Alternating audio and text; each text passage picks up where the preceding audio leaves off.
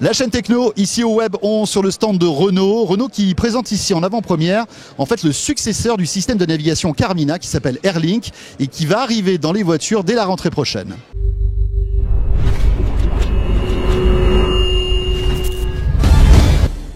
Alors quoi de neuf? On retrouve différents mondes qu'on appelle des mondes dans le système Airlink, puisqu'il s'appelle Airlink.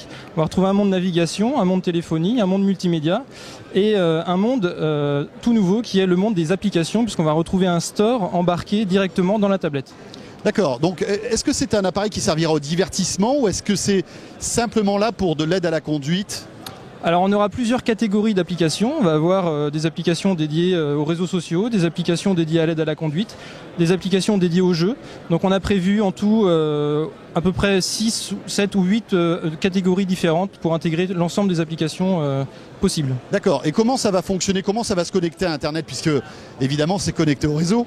Alors effectivement, le véhicule sera équipé d'une carte SIM et d'une antenne GSM qui lui permettra de se connecter via le réseau Orange sur des serveurs et directement chez les différents fournisseurs d'applications, qu'ils soient Coyote, que ce soit un serveur d'email ou tout autre type d'application. Et ce sera en 3G ? Non, le système sera en 2G, puisqu'en fait la connectivité 2G suffit à faire marcher la plupart des applications dans l'environnement automobile.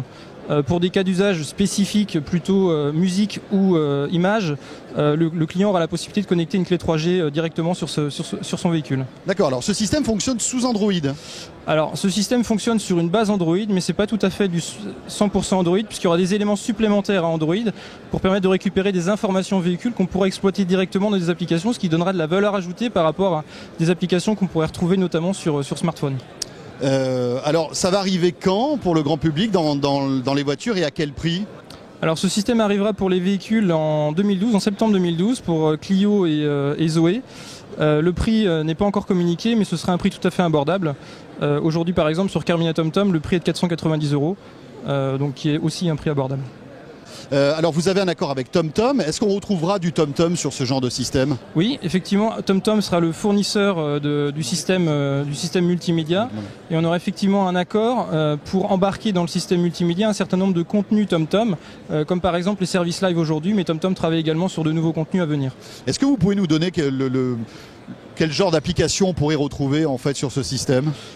Une application qui a vraiment du sens, je pense, dans le monde de l'automobile, c'est Coyote, puisqu'on a déjà un partenariat signé avec Coyote pour proposer dès le lancement l'application Coyote dans le véhicule. On a d'autres applications, par exemple Apila, qui est une application qui permet de retrouver des places de parking dans un système communautaire.